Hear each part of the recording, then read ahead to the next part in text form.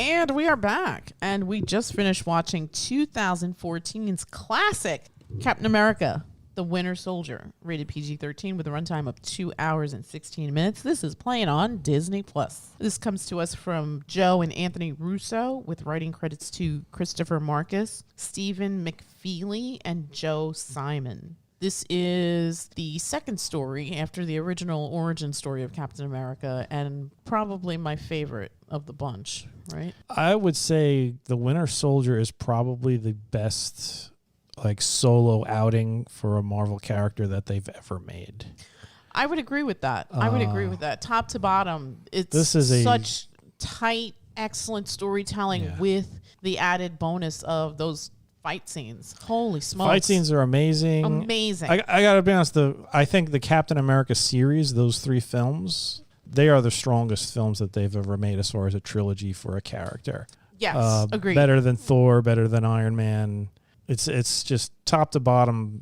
First, second, and third film are all great. I mean, the third one you could say, oh, that's like a big team movie. But no, he's the focal point, and it's great. But this one blew everybody out of the water. Yeah. I mean, this is Marvel at its best. And they've come close to topping it with spectacle and whatnot, but as far as a story goes, this was tight. This was perfect. They introduced characters. They had a great storyline. The bad guys' motivations were completely perfect, completely fitting with the whole Shield Hydra thing, and it made absolute sense. And you could picture this happening in a world if we lived in a world with Shield and Hydra and stuff like that.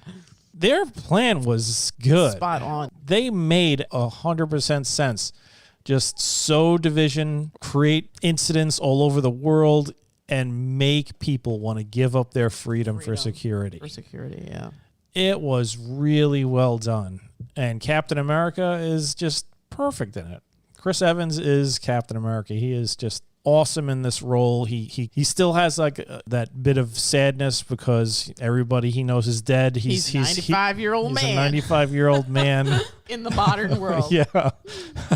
He's cracking jokes about it, but you could see that he is isolated.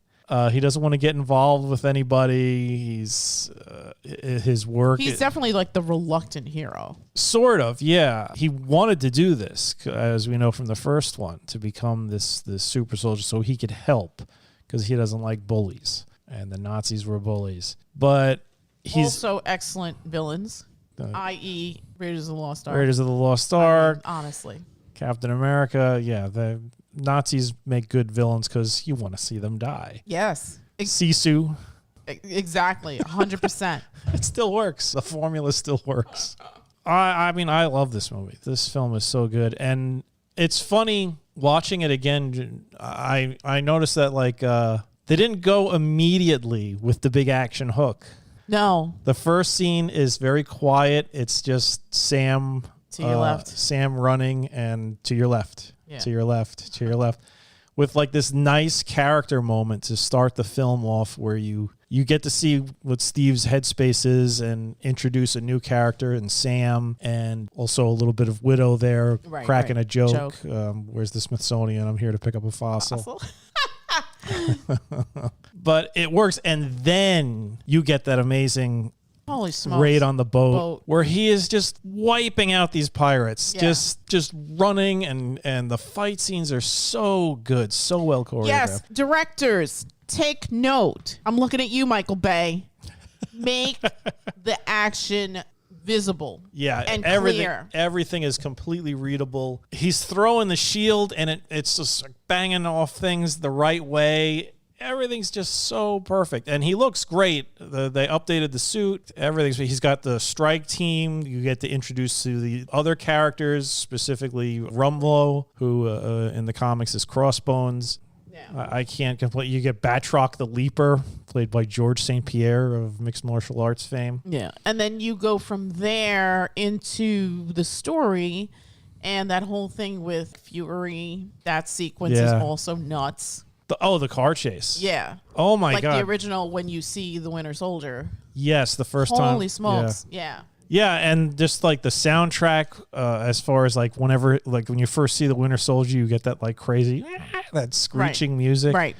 The look of the Winter Soldier, they always take liberties with the characters in comics, but they have to for the movies, because if you tried to make a completely comic accurate character in a movie, it would look kind of ridiculous. But they nailed him. He was about as comics accurate as you can get, and he just looked fantastic. Yeah.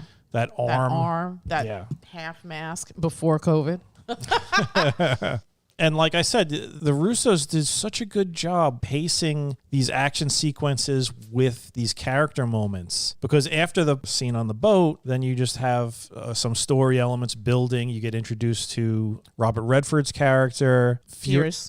Pierce, you have like that moment with Captain America and Fury on the elevator where he's telling him about his dad. Great character moments when he reveals the Project Insight, the 3 giant helicarriers. You see how like Fury would see, this is a great idea. And you could see how Captain America is about the ideal of America. He's not just some puppet who's just like, red, white, and blue or die. It's doing the right thing is so important. Yeah. And that's the thing that's important. And that's what the ideals of what we're supposed to be. I mean, in the real world, countries do what they do for power. Morality rarely plays a part in the policies that are being determined by the countries. That's just the fact. Fair, but I also would say that the America that Steve left those many years to the country that he came back to is night and day.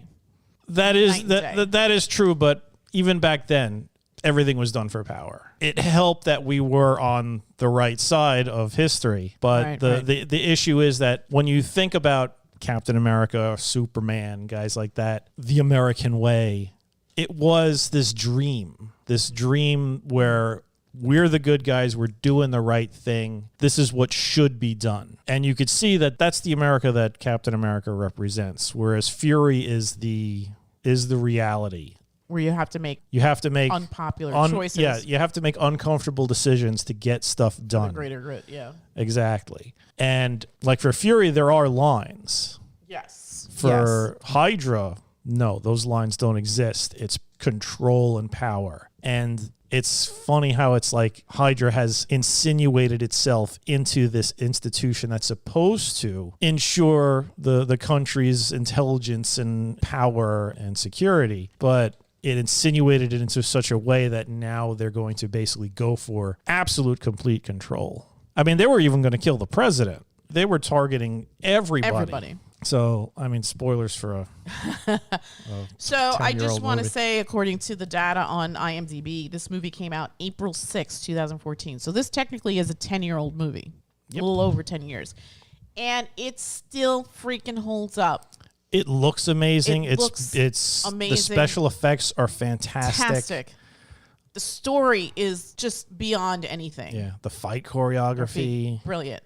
Everything's really freaking good in this. And it's fun. That elevator scene. Oh, the elevator scene. Does anybody want to get out before we start? Yeah. That, and then just like when he sees Bucky when they're doing that whole fight there. Yeah. Where he's just like, wait, what? Mm-hmm. Amazing. Every little scene is just perfect and spot on, and the characters interacting with one another. Nothing is wasted. It is a tight movie. Yeah. It is really, a really well tight movie. And to do all that they did, they fit a lot of action in there. And a lot of story. And that's what I mean. The pacing is just so goddamn tight. In between those sequences, you're getting character moments and story building moments and world building moments and references to past history, including the first movie. It's just so goddamn good. Chris Evans did a fantastic job portraying Captain America, right up to the point where he like gives the big rousing speech at the end, right? That pretty much turns everything into just like a crazy free for all, and then you see like that nerd at the computer, and Rumble's like, preempt the launch sequence, get those things up in the air, and the guy's like scared, and he's like, no, captain's orders, and he gets the gun at his head, and that's really good. I loved all of that. Yeah. Really tight script. So this, according to IMDb, had a budget of $170 million. Oh, wow. I was going to say, wait, that's the most expensive Marvel movie. $170 million. This made an estimate gross worldwide $714 million. 421, 503, and rightly so. This made three times its budget, yeah. so this is a success. This was, as me, it should be. Yeah, this to me was like the top Marvel movie for like just a single character. I mean, Endgame and Infinity War, they were great. You had like those moments in those movies, like that whole bit at the end, the part where Cap grabs the hammer. Great moments, but that's like Jonathan. That's like yes, Thor's hammer, Jonathan. But those movies are like grand spectacles. Right. This was just the character and the supporting group of people around him. Yeah, but it was still Chris Evans' movie. It was still just an amazing story. And I also liked it. I think you and I have discussed this before about this film. This is a superhero movie, but it is also so many other things like espionage, like a thriller, which you don't really think about when you think about a superhero movie. You think about point A to point B. And while, yes, that's a thing, here you go from the beginning to the end, but there's all these little added elements in between all of that make this really just a powerful example of good storytelling. We're going to pair this film with Madam Web, which is not an example of good storytelling, and also in association with the Marvel Universe. But night and day, holy smokes, night and day. Yeah. Night and day. Oh my God. They shouldn't even both be considered movies. Like, I don't know what Madam Web was, but I don't know. But apparently it's doing good numbers on Netflix. I think that's because people just want to see how bad it is. Yeah, I agree. Yeah. And it's funny, you showed me that article where they were talking, oh my God, it's finally found its audience or whatever. And it's just, like I said, it's because people just wanted to see how bad it was. But the executives are going to completely read this the wrong way. Sort of like why Roadhouse is getting a sequel, the Jake Gyllenhaal Roadhouse. Yeah, it's just sort of all they see is dollar signs. They don't really see why these dollar signs are coming in and not realizing, it's great we're making money, but we still made a turd. Yeah. Like a big steaming turd. Yes. Everybody who was involved with this is rightfully embarrassed by it. As they should be. As they should be. Yeah. Absolutely. Yeah. I mean, there's so many reasons why this is the superior film in the genre of superheroes. And I know that there's superhero fatigue, but this transcends all of that. I think I could watch this 10 years from now, 20 years from now, and this will still be hella entertaining. Yeah, and I don't really even need to know much about the first one. I mean, the first one's great too. Yes. Please watch that one as well. But this is great, and like you were saying, I believe this is when Marvel started. They sort of had like the strategy of it's a superhero film, but it's also this. Because this was, like you said, an espionage spy movie that had a superhero in it. And that also made it like really special because you can look at it just through that lens of just being a spy espionage movie. It's James Bond without the sex. Right. Right. And you don't have to be a Marvel comic book reader. You don't have to know anything about Captain America. If you just watch this as a standalone, even without watching Civil War or the first Captain America movie. Yeah, the first Avenger movie. You could watch this as a standalone and still get so much out of it. Yeah, I mean, it'll reward you more if you do watch the first one. But but on its own, this is a fantastic action spy thriller. It's just spot on perfect. And I think that was one of the genius things that Marvel did, especially in phase 1 of their MCU, where obviously they had deep pockets so they can get all these really great writers and directors and actors. And you think about somebody like, I don't know, Mark Ruffalo and Chris Evans. And I mean, these are kind of like really popular top tier actors, right? Mm-hmm. And they're doing superhero movies, and there's nothing wrong with that. I mean, I was just talking about in film discussion about Kenneth Branagh and how he directed the first Thor film. Yeah. So it wasn't just like, I think when you and I were growing up, superhero movies were really not. They were garbage. Yeah. They were terrible. I mean, there was a Captain America movie that came out. And it wasn't good. When we were young, and it was absolutely terrible. Yeah. But this, and even other films in the Phase 1 kind of era, were just really, really well done and really well handled. And I think that was another part of the success, because it's like you gave the comic book nerds free license to tell the stories. Well, I think that's largely what it was. The reason why they had success is because Marvel was a comic book company that was making movies, whereas what you got with the DC, it was Warner Brothers, a movie company making superhero movies or comic book movies, and they had such disdain for it. It was just, well, we'll change it. Does Superman really need a cape? Does he need to fly? Does any of this really need to happen? The only thing that they seemed to give anybody leeway on was Batman, because I guess the Tim Burton films were good, even though in retrospect I don't know if they're good. not. They were very successful. They were successful. That's what I mean. In retrospect, they're not good movies. No. They're terrible. Jack Nicholson was a horrible Joker. Shite. Michael Keaton's great. Yes, always. Probably the only thing worthwhile in any of those movies. Well, the one, well, he wasn't in that one, but the Val Kilmer with Jim Carrey and Tommy Lee. No, that was shite. It was, compared to the other ones, I think it was a little bit better. Yeah.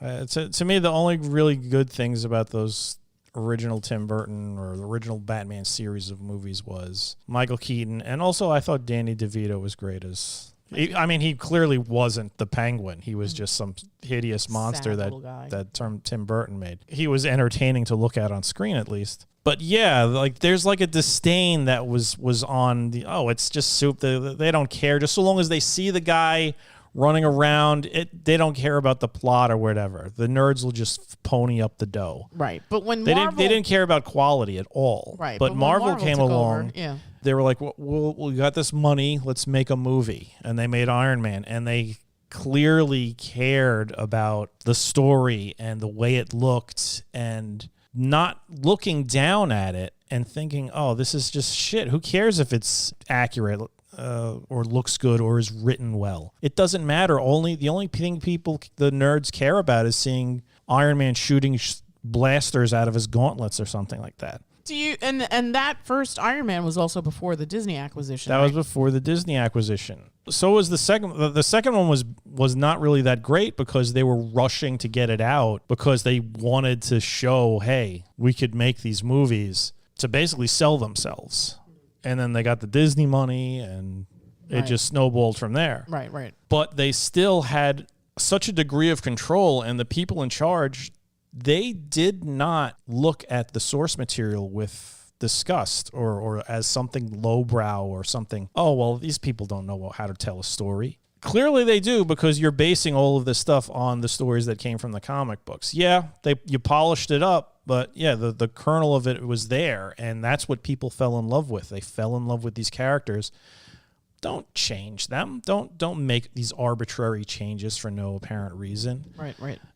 And that's what they were getting everywhere else. And that's just all that's going to do is infuriate people. Right. I mean, you're making all these changes, and then on top of that, the story sucks. At least try and polish it. Try and make it. And that's what Marvel did. They actually cared. And let's be honest, Captain America. You look at the guy in the comic book, little wings on his head, those stupid boots he wears. He's wearing a blue suit with the Star-Spangled Banner, and he looks kind of ridiculous. Yeah. They were like, no, we could make this work. I'm sure there was probably some studio exec who was just like, no, just make the suit black. They actually kept the freaking suit blue. He's got the helmet with a freaking A on it. They kept it, didn't shy away from it. I always point to the example in Guardians of the Galaxy, where Chris Pratt's character is like, you might know me by another name, Star-Lord. And the guy's like, who? Because Star-Lord's a stupid name. It's something that a kid would have come up with while he's been kidnapped on some crazy space adventure. What's stupider, Star-Lord or Taserface? Taserface. I'm just kidding. But the thing was, at the end of the movie, Djimon Hounsou comes in, sees him, and goes, Star-Lord. And the name hits, and he's just like, yeah. And we're all like, yeah. Anybody else would have been like, that's too stupid. You can't use that name. Yeah. You'll ruin it for the audience. There's a ton of stupid stuff in comic books. Sure. Ridiculous, stupid things. Yeah. You just have to go with it. You just have to believe it and sell it, not in an eye-rolling way. Right. And remember that was like one of the issues we had with that stupid Madam Web movie. The entire time it looked like she was rolling her eyes through that entire movie. I understand you're in a... She's very one-dimensional. Yeah. Probably by like the third or fourth day of filming, you probably realized, oh my God, I'm going to fire my agent for getting me involved in this. But you still sell it. You still sell it. No eye rolling. No. If we've learned nothing from professional wrestling... Yeah, you live the gimmick. You sell it. You live the gimmick. Yeah, and Marvel did that. Because like I said, there's a lot of silly stuff. I mean, I remember when Ant-Man came out, it was like, come on, you can't make an Ant-Man movie. That's never going to be a success. It was great. It was a heist movie. You cast the perfect guy to play him. Yeah, there's just so much ridiculous stuff in comic books. Yeah. But when it's done right. When you do it right, really good. It really, really works. Yeah. And you sell it. You sell the thread of it. Stop trying to. Oh, we gotta modernize it and make it cool for the new people. Right. Because before all you're doing is pissing off the people that brought you to the table, the true fans. You're gonna aggravate them. And yeah, I understand. Some of them will never be freaking happy. Sure. Some of them will never be happy, but if you pay enough respect to the source material, you'll get most of those people in there. Yeah, there'll be the people who love to complain on the internet because guess what? That's what the internet's for, complaining. Just making up bullshit. Constantine should have had blonde hair. Oh my God, stop. Stop yourself. Let's not go down this road. That just infuriates me. But you pay it respect. And you just write a good story, which is true of any movie. Yes. You write a good story, and everybody blaze the story out straight. And The Winter Soldier is a prime example of that. It's like the perfect example. This movie is a fantastic superhero movie. Yeah, and it's entertaining for all ages. I think it's absolutely rated PG-13, but I guess for the fight scenes and stuff. But it is still, it's a banger. It is a banger. It's my favorite one. Anytime it's on television, I will stop and start watching it. Yeah. Even with commercial breaks. I could just switch over to Disney Plus at any moment and watch it, but yeah, I'll just sit there and watch it. It's good. Yeah. Yeah. And there's some clever like twists, but for the most part, the good guys and the bad guys are very well defined, and there's no ambiguity, right? Once things are revealed, there's no ambiguity. Yeah, I mean they're not calling them Nazis anymore, but yeah, they're basically Nazis. They're Hydra, and they want what they want. They have their reasons, but at the bottom of it all, it's just about control, right. And authoritarianism or whatever you want to go in that route. Do we want to speak to spoilers? Because I feel like I'd also like to address the tragic character of Bucky Barnes. Yeah, we could talk to spoilers. If you haven't seen it, don't listen anymore. Should we give numbers? Okay. I love this film top to bottom for all the reasons that you've cited. I mean, there's other Phase 1 Marvel movies that I adore, but this one is probably the strongest. And I think if I'm looking at it objectively from the story standpoint, from the effects standpoint, from the costuming to the cinematography to even the sound and editing, I'm giving this a 10. Absolutely. 10 out of 10, no notes. The Russos can get all the money that they want, as far as I'm concerned. Nothing's a 10, but I'll give this a 9.9. Whatever. Yeah. Which is rounded up to a 10. Okay, you could round it up if you want. I can't give a movie a 10. But this is about as close as you can get. You're terrible. This is like Paddington tier. That's also a 10. Yeah. You're deluding yourself. Okay. Getting back to Winter Soldier, I wanted to touch briefly on the tragic character of Bucky Barnes. When we meet him in the first Captain America, there's this really great storytelling of the friendship between Bucky and Steve and how things happen, and at the end you're left wondering about something, and then the character resurfaces in this film. Mm-hmm. What was your initial reaction when you see the Winter Soldier in that scene where Fury's trying to make his getaway? I just thought he looked awesome. Yeah. He looked exactly like he did in the comic. I was like fortunate enough to actually be collecting comics when that storyline came out, and I was just like, this is fantastic. It was the storyline is by writer Ed Brubaker, who he seems to be really good at like crime and spy sort of stuff. They made him like the main writer on Captain America, and he's the guy who's like, you know what, I'm gonna bring Bucky back. The story of Bucky is he was Captain America's boy sidekick, because back in the day everybody had boy sidekicks. Right. And the funny thing was, I think, if I remember reading right, Stan Lee he hated kids' sidekicks. Oh, really? Couldn't stand them. And but like DC, like every Superman had like a little sidekick, Jimmy Olsen, and Batman had Robin, and all of them actually had characters you probably never even heard of any of them.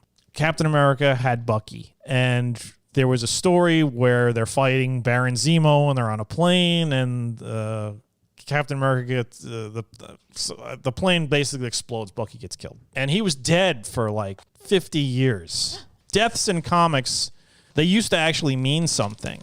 Like when they killed a character in a comic, that guy was usually dead. Then they just started bringing everybody back. I think it was after they said, "Oh, we've killed off Superman," and then 6 months later, Superman was back. But this was big because Marvel didn't really do that much. Gwen Stacy's still dead. Uncle Ben's still dead. Right. But Bucky, they brought him back, and not only did they bring him back, they sort of like retconned the whole boy sidekick, where he was not just some like kid bopping Nazis in the jaw going "Gee Willikers" or some crap like that. He was actually the guy who, because they didn't want Captain America being obviously bloodthirsty, killing everybody. Bucky was the guy that was like sniping people, just blowing off people's heads from great distances. So they made him more, I guess, aged him up a bit. Like I said, this was a very highly acclaimed storyline in the comics. And seeing him on screen, looking the way he looked in the comics, the design in the comics is great. The metal arm with the red star on the shoulder. Excellent. Yeah, really, really, really well done. And excellently played by Sebastian Stan, who has this really heartbreaking kind of tortured look in his eye. They made the relationship between the two very strong in the first one and in the second one. Like it was like a big moment when he in the first one when Bucky's basically taken out of the film, and like they go back into their past, and it's kind of a complicated relationship because Steve is this little 98-pound, 5'4" weakling. Yeah. And he just doesn't back down, so he's constantly getting his ass kicked by bullies, and Bucky has to bail him out. Bucky's tall and handsome. He's the guy picking up the girls, and the girl, maybe she's got a friend for Steve. And then in this one, they play back more of their childhood after Steve's mother dies. Right. And Bucky's telling him, "You could stay with me. Yeah, you don't have to be. you don't have to be alone." You know. Yeah. And that then they exchange that thing. "Oh, I'm with you till the end of the line." Yeah. And they bring that back at the very end of the movie after everything, all hell has broken loose, and they're having their big epic. They're having their battle. big battle, and Yeah. he says, "I'm with you till the end of the line." line. And that triggered Bucky. Yeah. I think that was the thing that triggered Bucky the most. And because it's interesting, because when Steve sees Bucky for the first time and he says Bucky, and you He's could like, who the hell is who the Bucky? hell is Bucky? Yeah. Yeah, his mind is just ravaged. Yeah. Like, he really is one of the more tragic characters in the MCU as far as what he's been made to do, because he had no control, but he's remembering. I mean, this happens. You find this out more in the course of later movies and stuff, but right, like Civil War, like Civil War and the show, the television show, and yes. His mind was just mangled. Yeah. And he's like trying to come back from this in later stuff, but in this, it's sort of like he's awakening. A kernel of he's awakening to his past. He still doesn't know everything, but this has definitely sparked something in him. Yeah. Agreed. And just excellent casting. Sebastian Stan, like, I don't know where he came from, but he's just wonderfully cast in this. Yeah, he's able to portray. I mean, there's more than 3, but I mean, of the Captain America movies, he does a great job. His story arc is devastating to watch. Yeah. I mean, he's able to portray that sort of like haunted sadness. Yes. Yeah, there's just something in his eyes that is like, not when he's full on Winter Soldier, but when he's in those moments of lucidity where he's kind of like struggling. He's struggling to remember who he was. Yeah. Right. Those sections of the storytelling are very devastating. Yeah. Yeah, just expertly crafted by the Russos. Just really well done. And obviously this movie wouldn't be a tenth of what it is without the phenomenal screenplay by Christopher Markus, Stephen McFeely, and Joe Simon. I mean, we've consistently said on the podcast, if you don't have a good story, you don't have a good movie, because you cannot have a good movie unless you have really good, engaging storytelling. And this is just firing off on all cylinders. Yeah. I mean, the writing is sharp. Every character is completely fleshed out. And kudos to the writers. Kudos to the Russos for telling it and pacing it and just fitting all of that in. I mean, there's a lot. Yeah, a lot happens. In this movie, and it's all brilliantly done. I mean, there are so many great action sequences, but you never feel overwhelmed. You never feel like, oh God, when's this one gonna end? It's not like John Wick 4. Oh God. It's perfect. It's just so wonderfully plotted. Yeah, I can't praise this film highly enough. The fact that they introduced new characters. Yeah. Especially Sam. Yes, who is just fantastic and just excellently played by Anthony Mackie. Yeah, just the ride or die friend. He becomes that ride or die, and he's just so lovingly crafted. Absolutely. Also, a shout out to Dan Lee for his little he's got his little cameo in there as a security guard who whoops. I am so fired. Yeah. I liked his cameo in the first one better. Which one was he in the first one? There's a scene where it was after Cap saves everybody from that camp, and so they're going to present him an award, and there's all these like generals sitting in the audience. The guy comes out, hey, we'd like to present this Medal of Honor award to Captain America, and then some guy comes out and whispers in the announcer's ear, and Stan Lee's just in the audience, just an old general covered in medals, and he's just like, I thought he'd be taller. In that voice of his, That was excellent. Well, no more Stan Lee cameos. No. Can't we figure out how to make AI Stan Lee? No. Or deep fake Stan Lee? No. Well, I don't know if he'd want to be part of any of the later. He would definitely. He would do it. Yeah, sure. I mean, come on, that guy. He was a salesman. He was for sure. He was hawking 80s, everything. He's like 80 Schwarzenegger. Yeah, I mean, even later years when he's just like promoting just the worst crap ever, it was just with such gusto. Yeah, this is the best ever. All right, so 10 and 9.9, which obviously translates to a 10. All right, so that's it from us. Again, check out 2014's Captain America, the Winter Soldier, exclusively streaming on Disney+. I mean, you can check it on other platforms, but you probably have to pay for it. Yep. So if you've got the D+, check it out, and you won't be disappointed. This is one time where I would say, as much as I love Paddington 2, definitely check out Winter Soldier. You won't be disappointed. And that's it from us, and we will bid you all a Good night. good night.